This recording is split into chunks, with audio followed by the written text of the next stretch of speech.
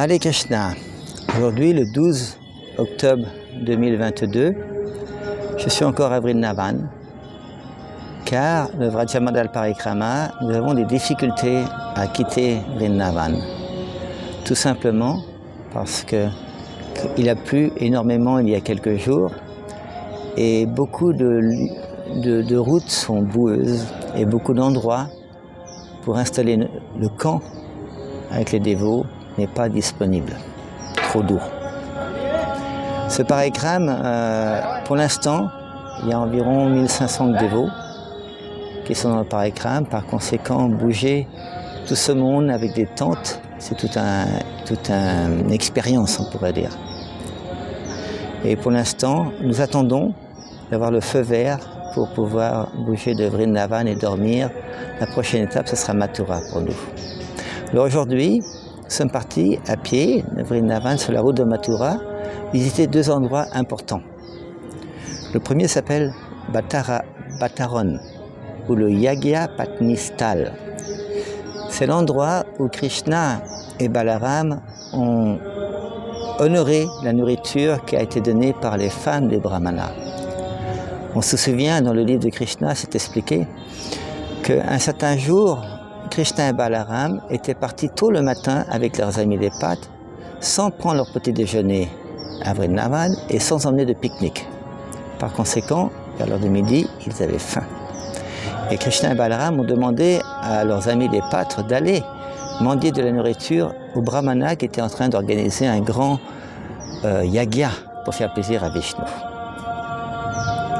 Les brahmanas, malheureusement, ont refusé l'offre de Krishna, et des amis de Krishna, plus exactement.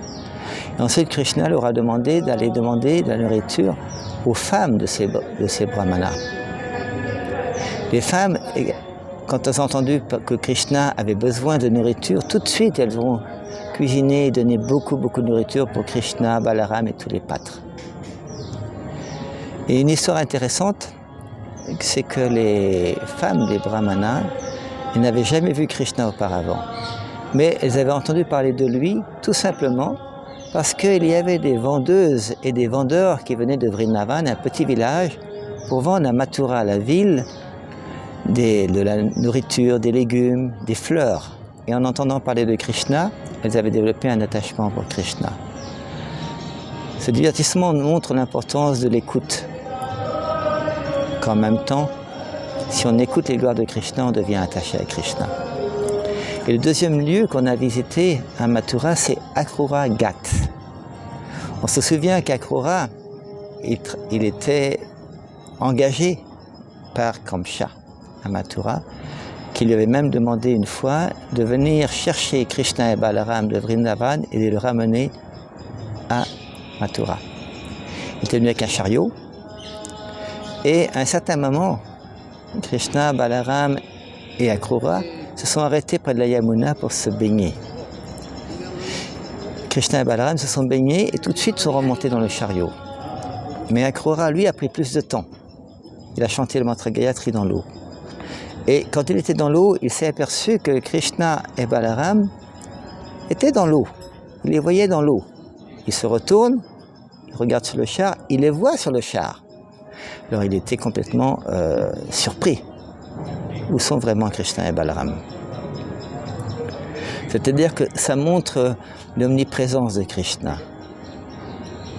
Quand on dit que Krishna ne quitte jamais Vrindavan, par conséquent, le Krishna, le Shyamasundar qu'on appelle Krishna à deux bras, il ne quitte jamais Vrindavan, tandis qu'à Mathura, c'était le Krishna à quatre bras, Vasudeva Krishna. Et après avoir, disons, passé à Akrura Ghat, nous avons pris le prashadam du matin dans un grand goshala.